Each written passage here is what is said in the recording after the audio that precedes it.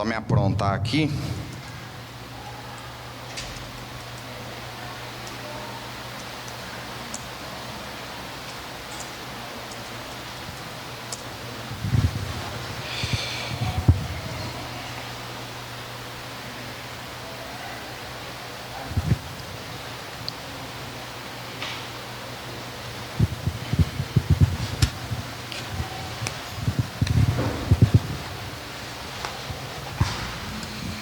Irmãos, enquanto eu vou me aprontando aqui, vamos orar mais uma vez. Fica de pé no seu lugar.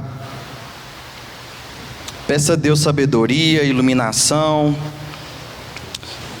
Que Deus possa, nos abençoar essa noite, nos conceder graça, para que a gente possa entender a palavra dele. Amém? Feche seus olhos, vamos orar. Senhor, te pedimos graça, Pai. O Senhor já está falando em nossos corações, o Senhor já fala em nosso meio, pois a Tua palavra afirma, onde tiver 2 ou 3, onde o Seu nome é invocado, Pai, o Senhor se faz presente. A Tua palavra nos diz que o Senhor nunca nos deixaria, mas sempre estaria conosco até o fim dos tempos, Pai, e para além dos fins dos tempos, Senhor. Pai, continua nos guiando esta noite, Pai, continua falando aos nossos corações, Senhor, para a glória do Seu santo nome. Ó Deus, que em nome de Jesus, que a palavra não seja somente ensinamentos humanos, mas que se torne vida em nossas vidas, Pai, que comunique ao nosso espírito vida, para a glória do Teu santo nome, Pai. Por meio do Teu Espírito nos conceda iluminação, Senhor. Em nome de Jesus oramos e te agradecemos. Amém. Amém? Pegou.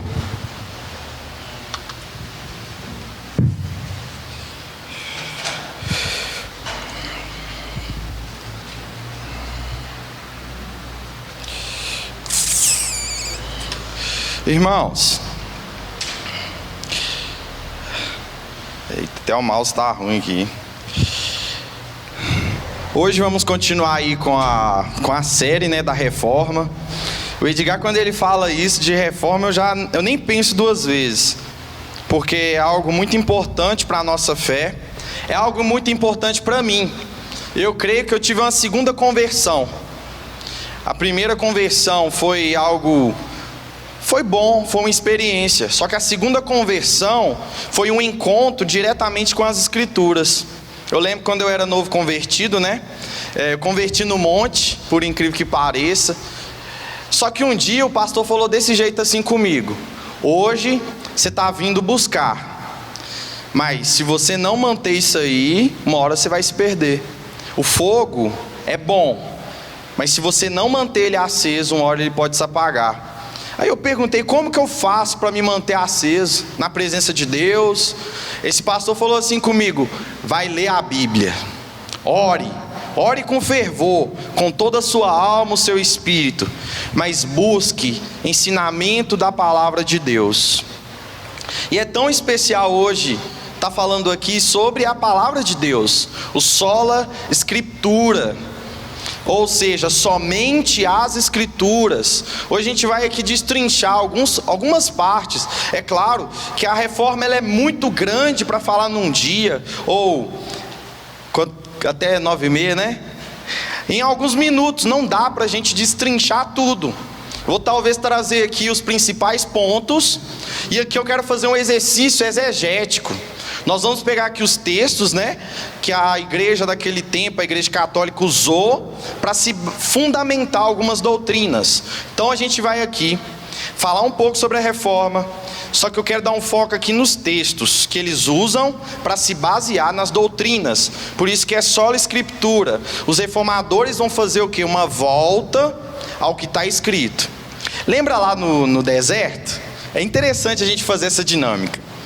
Quando Jesus estava no deserto, ele ensinou o diabo sobre exegese. Jesus ensinou o diabo a ler a Bíblia direito. A gente vai ver ali que Jesus, em todo momento, ele vai usar o que? Está escrito. está escrito. E o diabo vem, mas está escrito isso aqui, ó Jesus. Não, você usou a concordância errada. O certo é interpretar dessa forma. Repare para você ver lá depois, Mateus 3 e 4.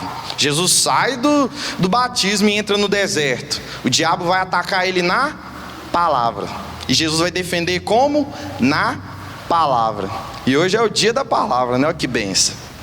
Então, irmãos, isso é muito importante. É entender a eficácia das Escrituras na nossa vida, a importância que ela tem para você e para mim aqui hoje e durante toda a nossa vida cristã.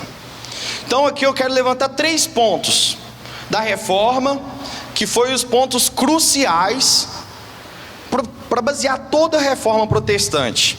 O primeiro ponto é que as Escrituras é a única fonte de revelação. Repete comigo: revelação. Revelação. Ou seja, esse negócio aí que foi revelado, que não tem a ver com as Escrituras, é descartado. Ou seja, a Bíblia é a única fonte cristã de revelação. Nós vamos estudar um pouco sobre revelação aqui hoje. Talvez isso não está muito claro. Eu vou trazer aqui para os irmãos. O segundo ponto que os reformadores levantaram é que a palavra de Deus é infalível. Fala comigo: infalível. Ou seja, ela nunca erra. Tem um teólogo que fala assim: as Sagradas Escrituras nunca erram. Errado é quem está lendo ela. Errado é quem interpreta ela mal, né? Ela nunca erra. Ela é infalível. Ela não erra em momento algum. Talvez o texto é difícil, não é, Edgar? Tem texto que é difícil, mas em nenhum momento a Bíblia ela erra. E o terceiro ponto é a autoridade máxima. Repete comigo: autoridade máxima. As Escrituras é a autoridade máxima dentro da igreja. Quando eu falo isso, gente, eu estou falando que ela é acima de mim. Eu estou falando que as Escrituras é acima do pastor Edgar. Eu estou falando que as Escrituras é acima até do nosso líder, pastor Márcio. As Escrituras é a autoridade máxima dentro da igreja. Ela falou, nós nos calamos. Amém? Tá claro isso, gente? Que isso às vezes a gente fala aqui, mas se a gente for parar para pensar, as Escrituras estão acima de qualquer ser humano, porque ela é a palavra de Deus. Amém? Queria abrir um texto aqui. Abra sua Bíblia em Lucas 24, 32. Lucas 24. Eita, caiu até as contas aqui. Misericórdia.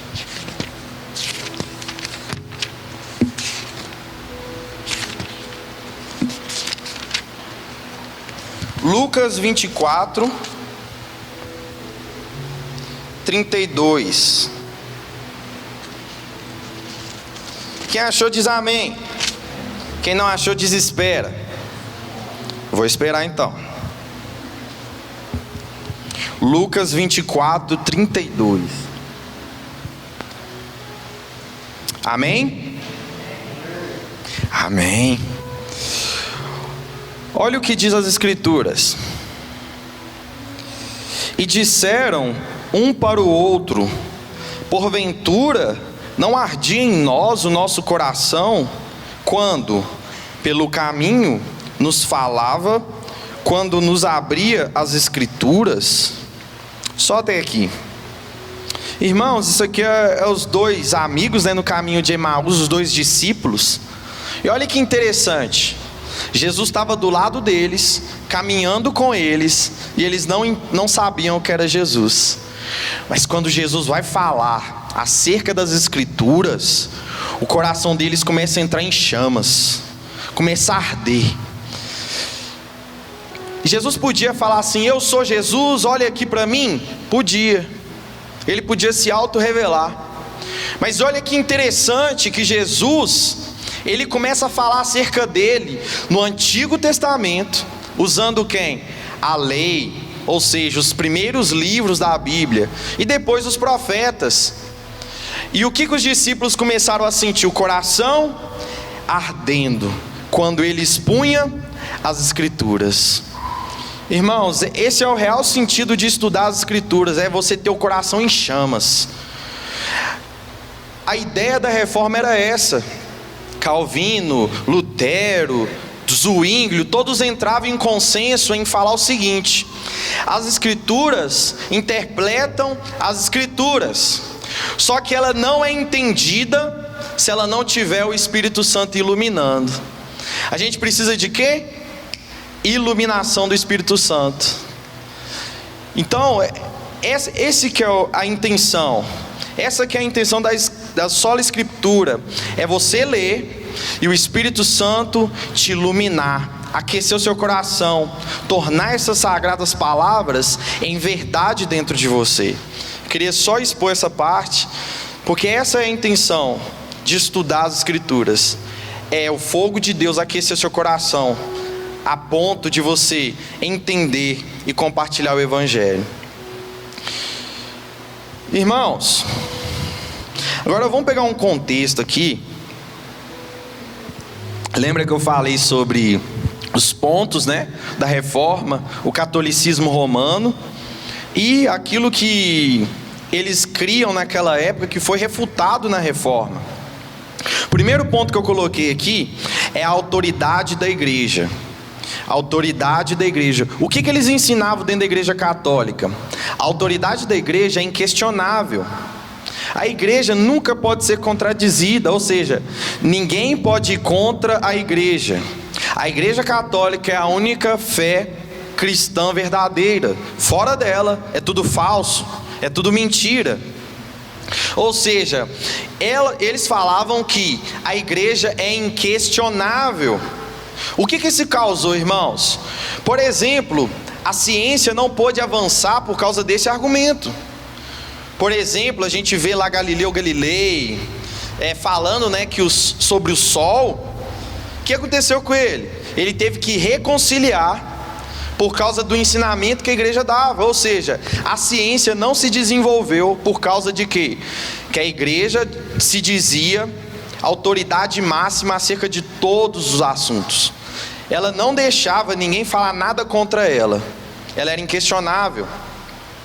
Eles vão se basear no texto de Efésios 2:20, que falando, né, que a igreja foi edificada pelos fundamentos dos apóstolos, né, como coluna, como algo inquestionável. É a igreja de Deus na terra. Quem é você para falar contra a igreja de Deus? Ou seja, você falar contra a igreja apostólica romana, né, era a mesma coisa de ir contra Deus.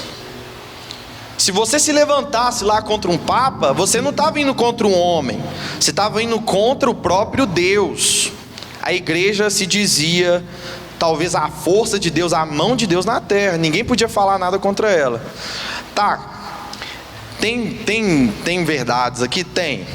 É claro, irmãos, a igreja é o corpo de Cristo, sim. Mas a igreja também, nós cremos, por exemplo, nos meios, né, que Deus nos dá meios de graça, digamos assim. Algumas coisas que acontecem é Deus dando meios de graça. Por exemplo, escola, medicamento, é meios de graça. É Deus nos abençoando por meio de quê? Da ciência humana. Deus também usa a ciência humana do homem. Amém? Deu para entender isso? Só que a igreja não aceitava isso, porque eles tinham autoridade inquestionável. Segundo ponto, a Bíblia só era acessada pelo clero. A Bíblia tinha uma única linguagem, que era latim. Quem lia latim naquela época? Somente o clero. Eles tinham, né, o conhecimento para ler as escrituras. Agora, o cara que trabalhava no mercado, a pessoa que trabalhava lá no campo, não tinha o conhecimento. Como que eles aprendiam? Através dos cultos, né, das missas. Ou seja, tudo o que o Papa ensinava, eles aprendiam. Se eles ensinassem errado, o que ia acontecer com o povo? Aprender errado. Acontece hoje, gente, demais. Se o pregador ensina errado aqui, muitas das vezes quem está embaixo vai engolir isso e vai viver isso. Vai viver algo que o pregador está falando. Muitas igrejas vivem assim. Gira em torno de um pregador, de um ensino errado e nunca se questiona. O legal é que Lutero, na época, né, ele se questionou acerca disso. Ele falou assim: por que a gente só aprende aquilo que eles ensinam no domingo? Então Lutero, ele vai numa biblioteca, pega lá uma versão da Bíblia e começa a ler. E quando ele vai ler, ele vai ter, né, uma revelação lá do justo viverá pela fé. Por quê? Ele tinha acesso, ele era um monge, né? Então ele pôde ter acesso às escrituras e ele leu sozinho. E assim ele viu que a interpretação da Igreja Católica era equivocada, porque ele leu as escrituras.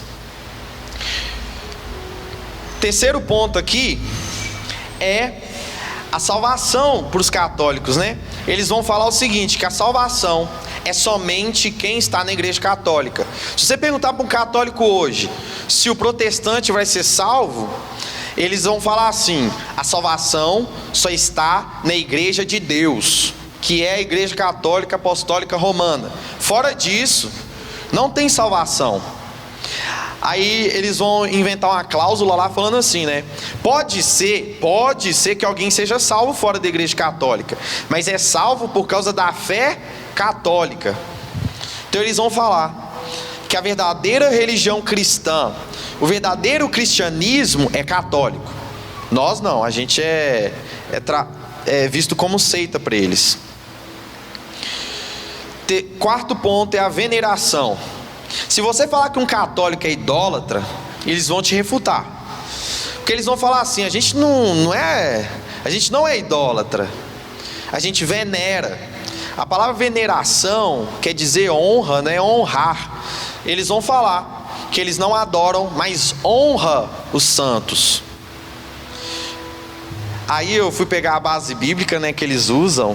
Eles usam, gente, por incrível que pareça, todas essas coisas que eu estou falando, eles tiram de textos bíblicos, que são equivocadamente interpretados. Olha para você ver de onde que eles tiram a questão da veneração. Espantem. Eles vão tirar, por exemplo, das imagens dos anjos na Arca da Aliança. Você lembra lá que Deus mandou Moisés fazer uma arca, colocar sobre a arca os querubins, né, um virado para o outro. Eles vão usar esse argumento e falar assim: olha aí, Deus mandou fazer imagem, os querubins. Só que aí que tá, né? Deus mandou, é diferente. Deus não mandou fazer imagem de Pedro, dos apóstolos. Deus não mandou fazer imagem de Maria, mas Deus mandou fazer o querubim. Mandou, correto. Mas as outras imagens não. Deus não mandou fazer bezerro de ouro, por exemplo.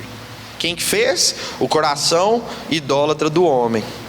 O segundo argumento deles, né, sobre a questão da imagem, foi a serpente de bronze. Quem é que lembra? Serpente de bronze lá em Números, que tinha a doença, né? Porque o povo estava o quê? Rebelde. E Deus mandou levantar o quê? Uma serpente de bronze. De fato, uma estátua de serpente de bronze. E mandou que o povo olhasse para a serpente para ser curado. Lembrando novamente, quem mandou fazer a serpente? Deus. Foi Deus. Então eles vão usar esse argumento para falar sobre a veneração e a criação de imagens. Eles vão falar que eles não adoram, mas veneram a imagem. Quinto ponto aqui é o purgatório. Eu não vou falar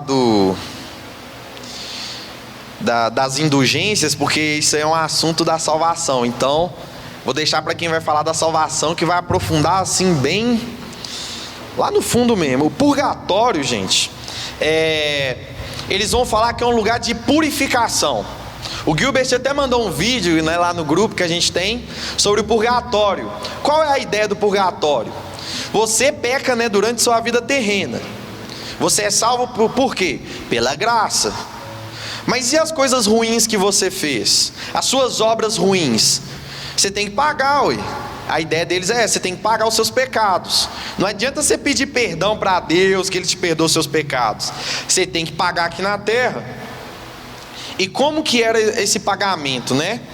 É através de ofertas, de caridade, de rezar lá o Ave Maria não sei quantas vezes. Eles falavam o quê? somente o perdão não é o suficiente. Você tem que reconciliar também o pecado contra a criação. Porque quando você peca, você não peca só contra Deus, mas peca também contra a criação. Então eles ensinavam o quê? Você tem que pagar seus pecados também para a terra. E o texto, gente, que eles usam, né, é 1 Coríntios 3:12, que vai falar das obras, né?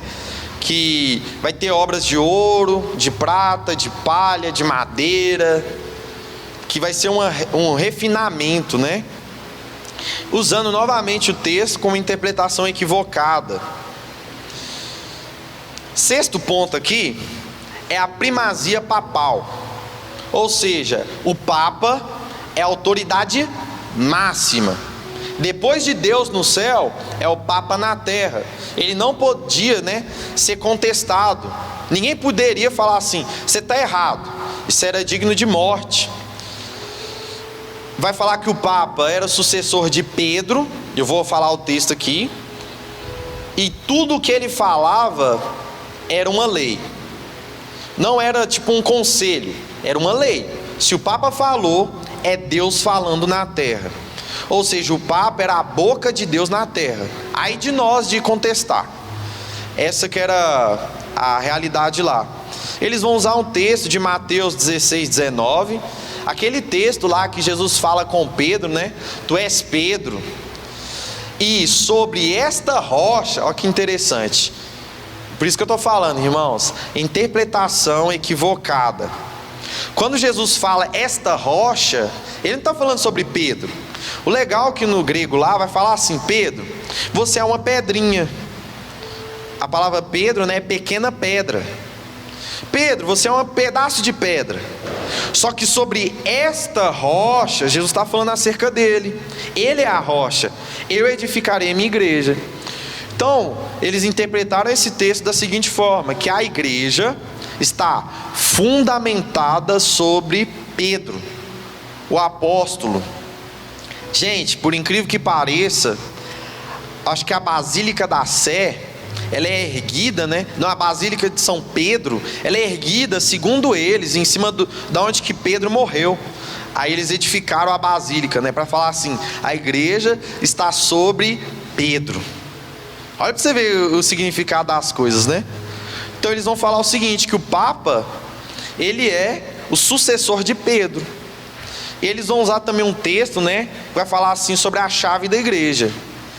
Que Deus, né, deu a chave do céu e da terra para a igreja. Onde que eles ligarem, será ligado.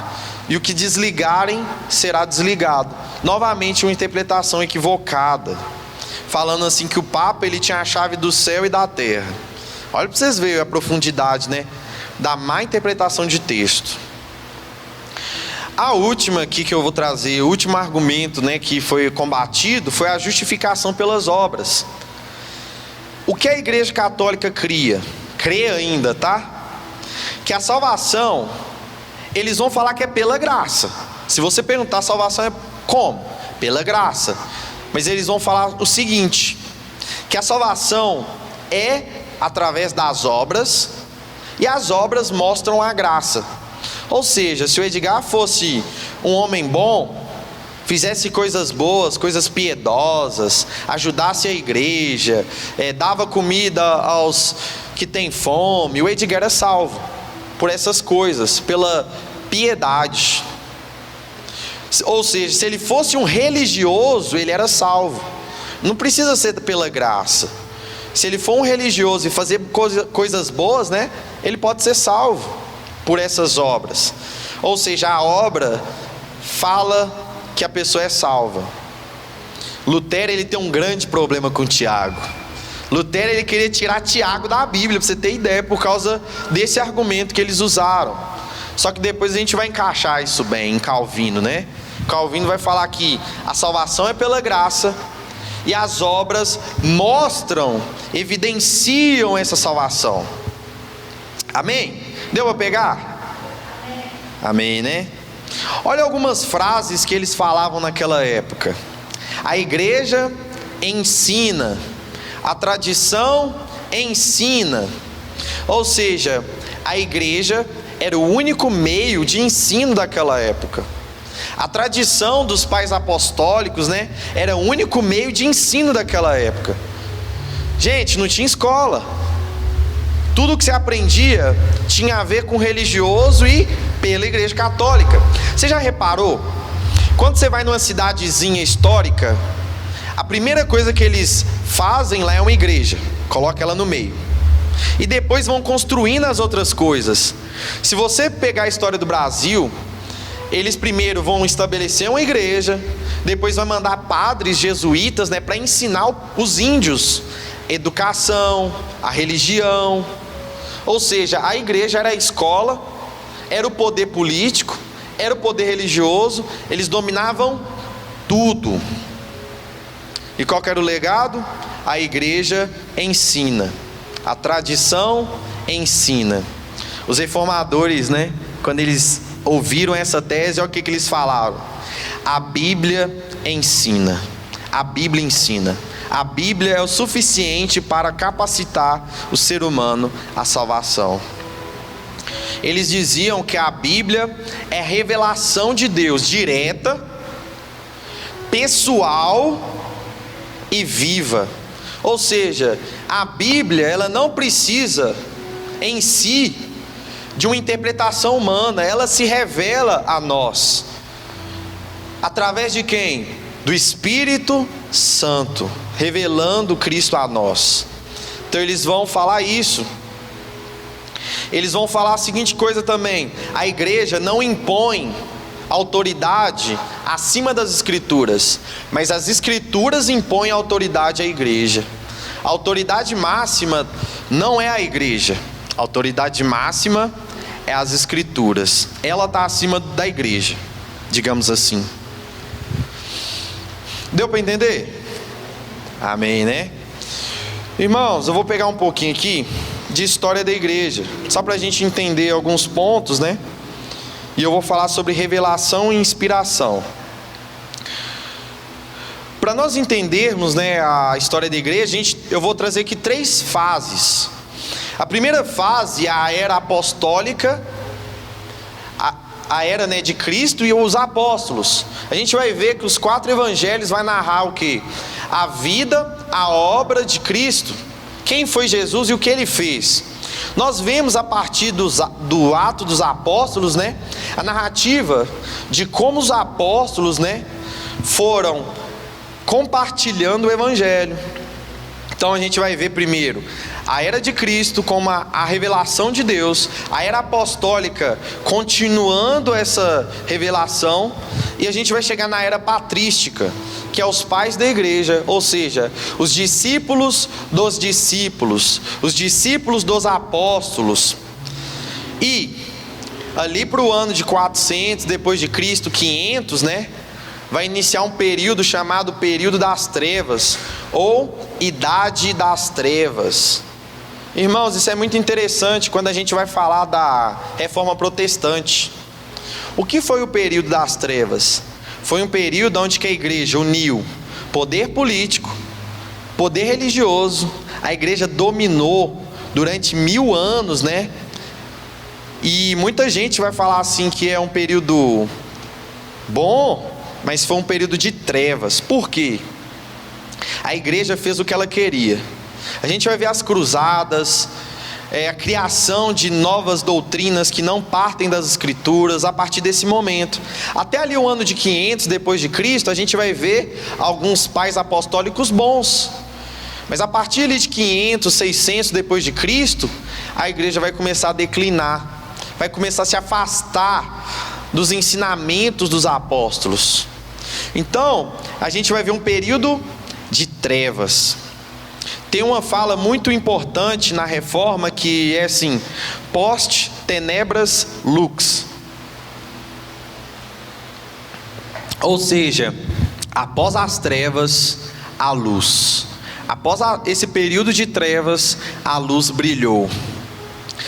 Foi assim chamada a reforma protestante, um período de luz, porque foi 1000 anos de trevas. Então a gente vai ver que isso que a gente chama de reforma protestante, gente, é de fato uma luz no meio da escuridão. E o legal é que eles, os reformadores, qual que foi a ideia? É buscar lá atrás os ensinamentos apostólicos, os ensinamentos de Jesus e os pais da igreja. Então não é uma coisa nova, mas eles começaram a buscar aquilo que foi feito lá atrás. Nem sempre o que é velho é ruim. Por exemplo, né, um fogão a lenha hoje você acha que é ruim, né? Mas salva, viu? Nem sempre o que é antigo é ruim.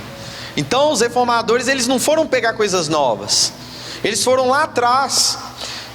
Então, essa que é o espírito reformado, o espírito de sola escritura, é buscar os antigos marcos, é buscar lá no credo apostólico é de crente, é buscar lá em Jesus, o que ele falou, é buscar lá nos discípulos, essa que é a ideia.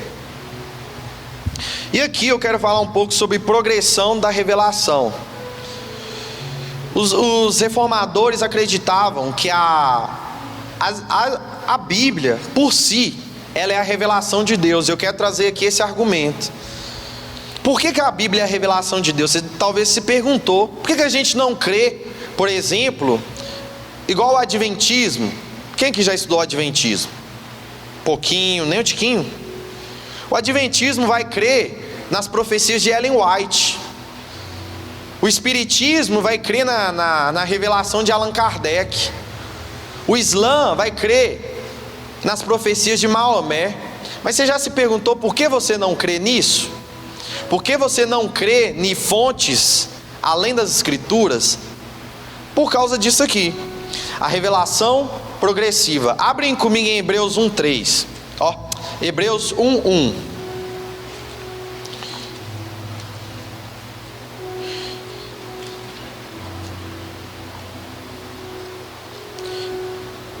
Hebreus 1:1.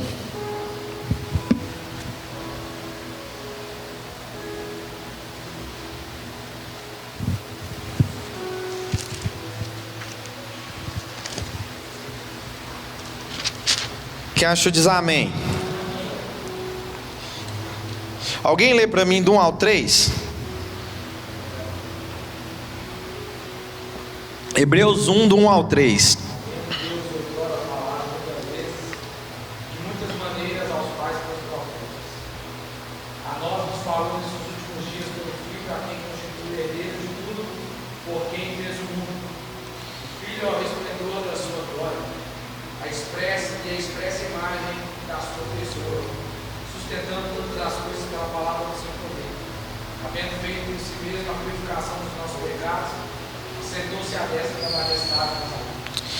Gente, o que o autor de Hebreus está querendo nos ensinar aqui? A progressão de revelação. No Antigo Testamento, como é que Deus se revelou a Moisés? Alguém me lembra? Como é que Deus se revelou a Moisés? Na sarça ardente. Como é que Deus se revelou no deserto? Nuvem, fogo, coluna de fogo, através daquilo que ele dava. O que o autor de Hebreus está querendo dizer? Antes, Deus se revelava como? Através dos elementos naturais. Depois, Deus falou por meio de quem? Dos profetas. E agora? Agora o autor de Hebreus está deixando bem claro que Deus fala por meio do Filho. Então a revelação máxima de Deus é Jesus. Jesus é a revelação máxima de Deus. Acabou. Os discípulos, aí você me pergunta, e os discípulos, Mateus? Os discípulos não fizeram nada diferente do que Jesus ensinou. Eles replicaram o ensino de Jesus. Olha para você ver que interessante. Lá em Atos 1:8, eu vou correr aqui, porque o tempo está findando. A palavra é bem clara que Jesus fala assim, né? E vocês serão minhas testemunhas. A palavra testemunha em Atos 1:8 é Marte. Sabe o que quer dizer Marte? É uma testemunha fiel, que não vai testemunhar nada diferente do que viu. Ou seja, era uma testemunha que morria por causa do testemunho. Era fiel a ponto de morrer por causa do que viu, do que testemunhou. Os discípulos não fizeram nada diferente do que Jesus ensinou. Não ensinaram nada novo. Se você vê as cartas, né, dos discípulos, é uma réplica do Evangelho. É como se Jesus falasse e os discípulos faziam eco. Nada diferente. Então, quando a gente fala de progressão, de revelação, é isso. Jesus é a revelação máxima e ele dá autoridade bíblica para os discípulos escreverem livros. Ele dá essa autoridade para os discípulos. Só que, meus irmãos, a autoridade bíblica de revelação acaba nos discípulos. Por isso que não existe mais apóstolo hoje em dia. Não existe apóstolo igual o apóstolo Paulo, Pedro. Não existe mais apóstolo no quesito de escrever um livro com autoridade bíblica. Acabou. Terminou ali nos 12. Nós não cremos, a fé reformada não crê no apostolado a ponto de escrever um livro. Nós cremos que o apóstolo talvez é o missionário, no quesito de implantar a igreja, mas ele não tem autoridade para escrever um livro bíblico. E aqui a gente pode refutar vários apóstolos aí fora, né? Vou nem citar, mas tem muitos apóstolos aí que não tem nada a ver com o apóstolo. Ele não tem autoridade nenhuma para escrever algum livro. E muitas pessoas escrevem livros, né, para se colocar equivalente às escrituras. Por exemplo, eu citei aqui Ellen White. Eu posso citar aqui também alguns apóstolos como René Terranova. Ele se nomeia não só apóstolo, né, mas hoje ele é patriarca, subiu de cargo. Tem alguns nominados apóstolos aí que são falsos. Apóstolos mesmo foram os 12 que Jesus levantou e deu autoridade para ser testemunha fiel. Então aqui findou. A Bíblia para nós é a autoridade máxima, é a progressão da revelação de Cristo para nós, e ela é o suficiente. Fechou ali, acabou. O livro que você vai ler hoje, ele não pode ter o peso das escrituras, não pode. Ele talvez vai te ajudar a entender melhor as escrituras, pode trazer um contexto, mas nunca ser comparado às escrituras, porque ela é única, é o suficiente.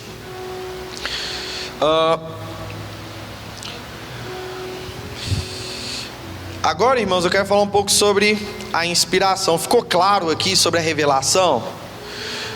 É claro, irmãos, que às vezes Deus dá a palavra de conhecimento, entendimento. Depois o pastor Edgar pode aprofundar isso com vocês.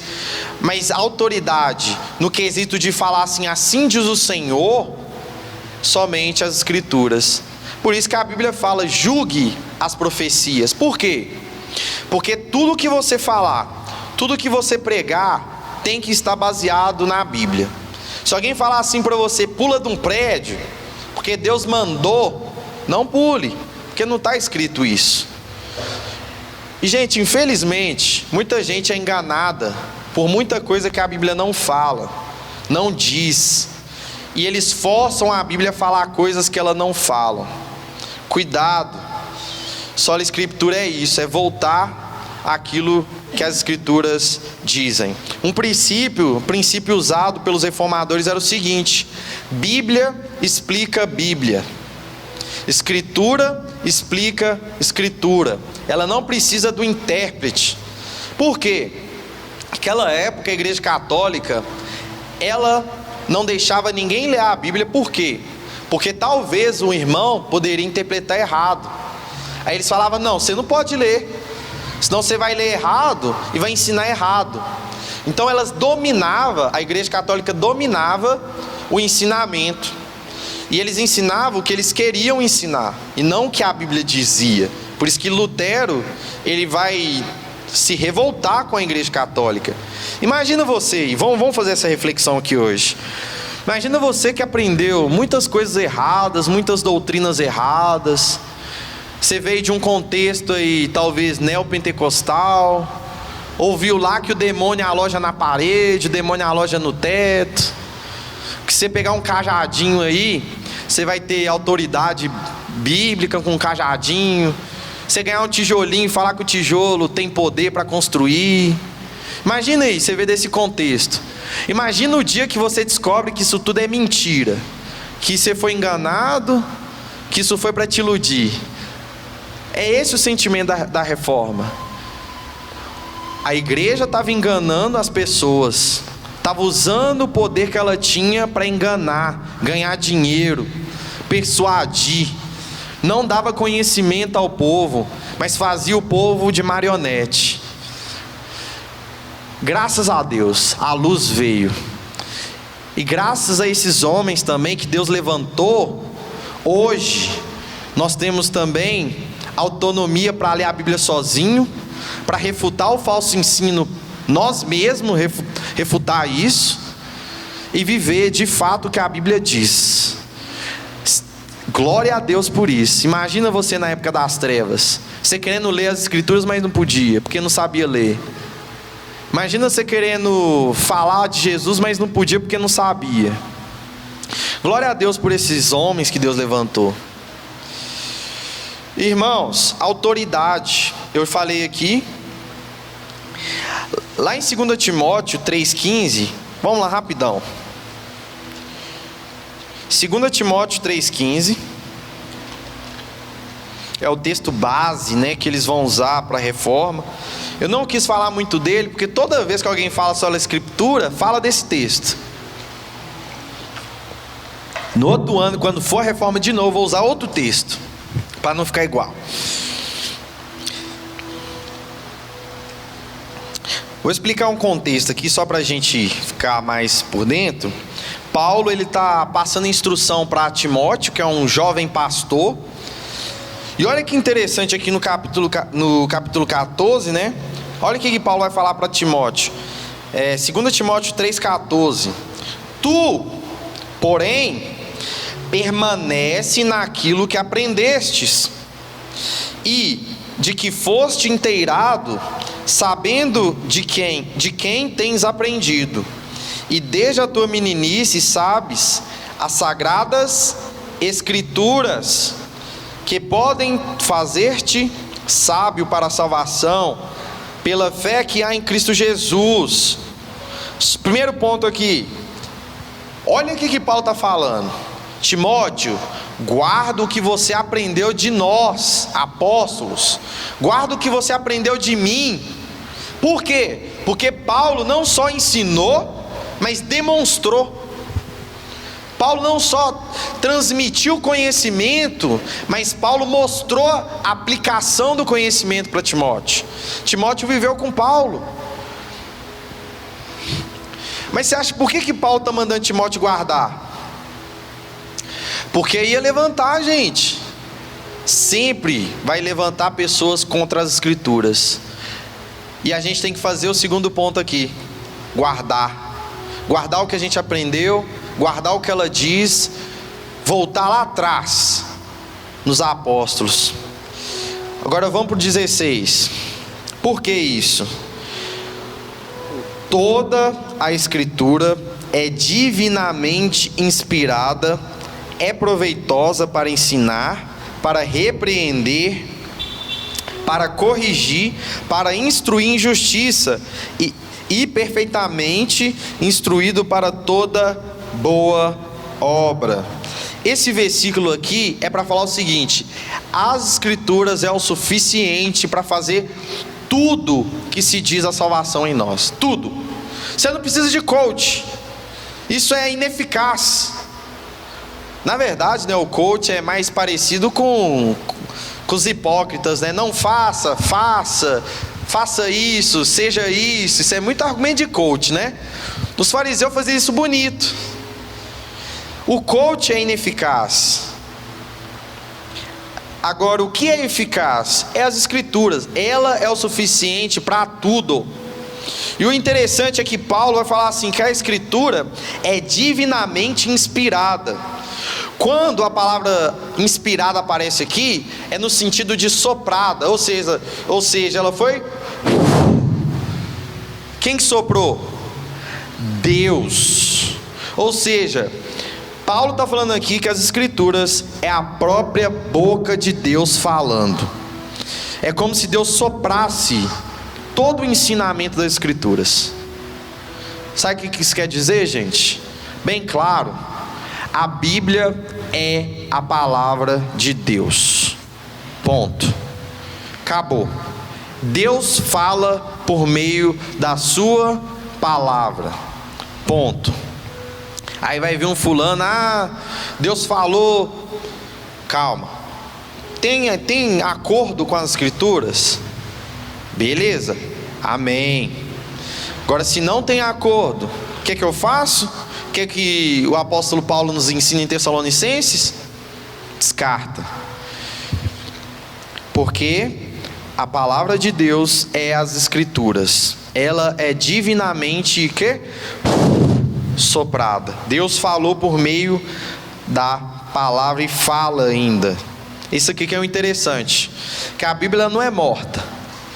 Deus não falou, Deus fala por meio da palavra. É diferente. O que faz isso acontecer? A iluminação do Espírito Santo. Exemplo prático, você já viu quando o pastor está pregando aqui? Aí, né, você está aqui ouvindo, aí o pastor está pregando um texto, aí você fala assim: como é que ele sabe disso? Como é que ele viu minha vida?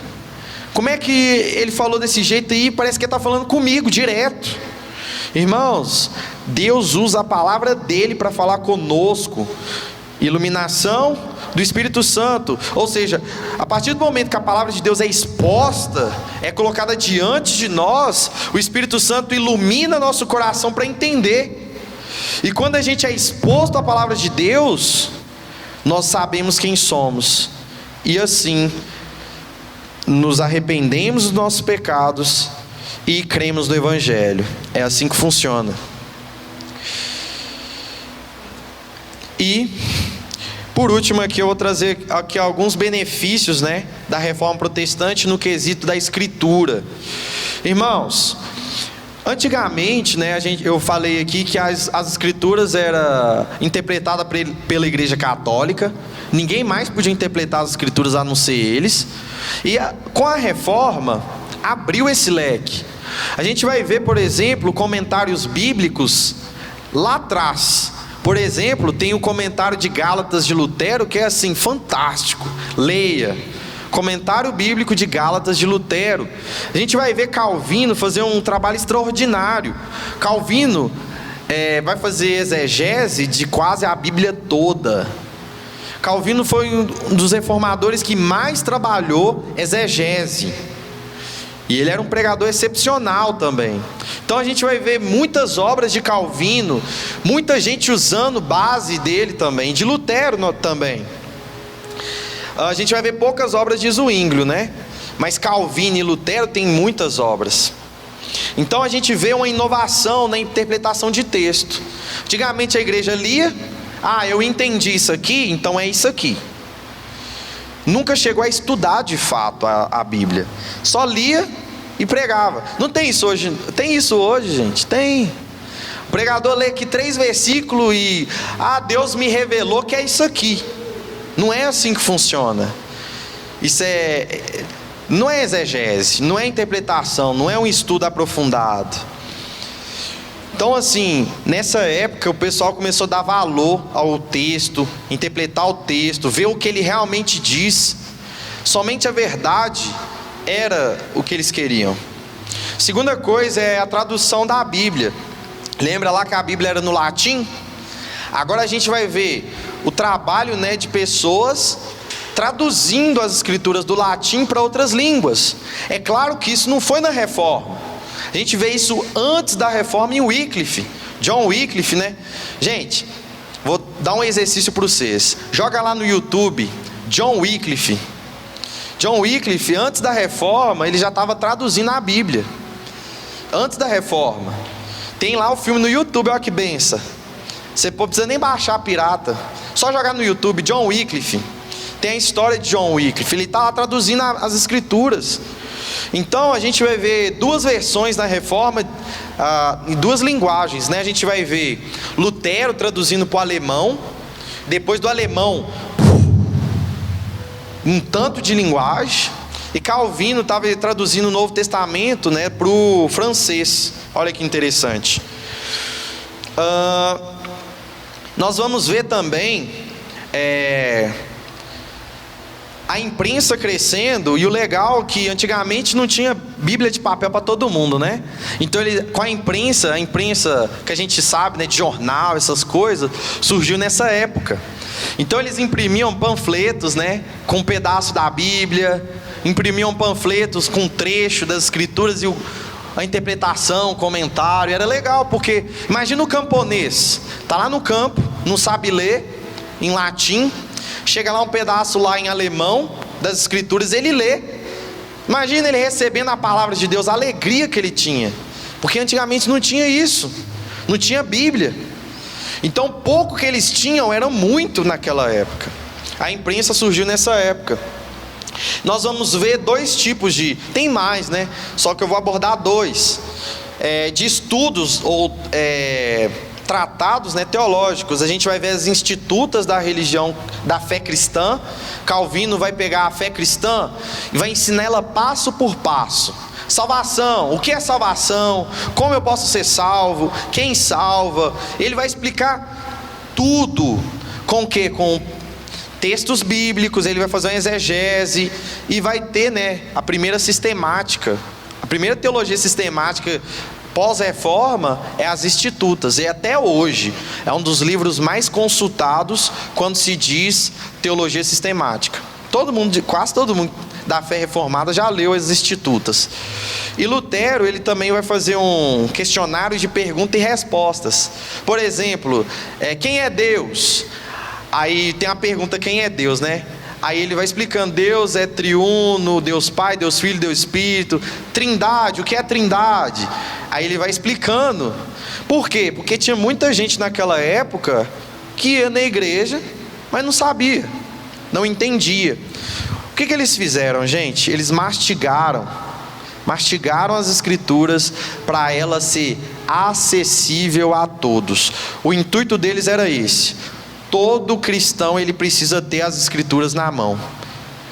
E o legal é que eles vão usar um termo, né? Que o soldado, ele precisa ter o que na mão? A espada. A espada. Hoje, se a gente pode lutar, se a gente pode vencer o dia mal, porque a gente tem espada na mão. As escrituras. Amém? E o último aqui é que a partir da reforma protestante, a gente vai ver as faculdades. Se você hoje tem uma faculdade aí, é por causa da reforma protestante. As principais faculdades do mundo surgiu a partir da reforma. E qual que era o ensinamento lá? Teologia. O principal ensinamento era teologia, só que também abrangia os outros conhecimentos, medicina, tecnologia, tudo. Tecnologia não surgiu na época não, mas tinha lá alguns vestígios disso. Então, se hoje tem uma escola, se hoje tem uma faculdade, é graças à reforma protestante. Porque qual que era o intuito? Levar as escrituras para todos e o entendimento para as pessoas. E a partir das escrituras, o ser humano expandir em conhecimento, expandir em graça, em sabedoria. Amém? Fica de pé no seu lugar. Pega a sua Bíblia aí.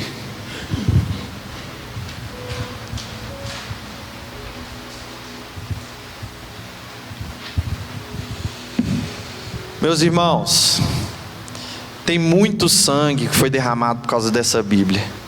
Muito sangue foi derramado. Muita gente morreu. Muita gente virou noites e dias aí interpretando texto, traduzindo. Você já traduziu um livro? Esses homens ficaram dias e noites traduzindo a Bíblia para nós, estudando ela. A gente às vezes tem uma preguiça de ler um versículo e estudar ele. Eles viraram dia e noite estudando, para hoje a gente ter uma fé sólida, verdadeira. E sabe qual que é o interessante? Você é reformado para reformar.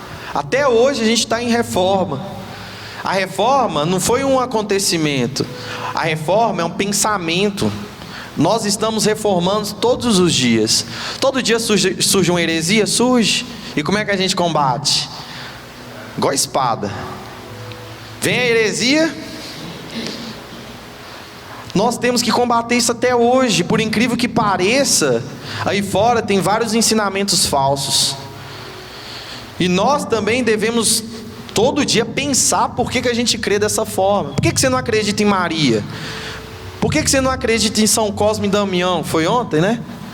Por que você não acredita nessas coisas? Por que você não acredita no purgatório? Porque você tem que pagar dinheiro para limpar do pecado. Por quê? Você já se perguntou dessas coisas? Por que a Bíblia é o suficiente? Ela é questionável? Por quê? O pastor é questionável? Aí, ó, pastor. Irmãos, a gente tem que pensar todos os dias acerca disso. E a Bíblia é a palavra de Deus revelada e suficiente para nós hoje. Amém? Levanta sua Bíblia e vamos orar por isso. Vamos agradecer a Deus por ela.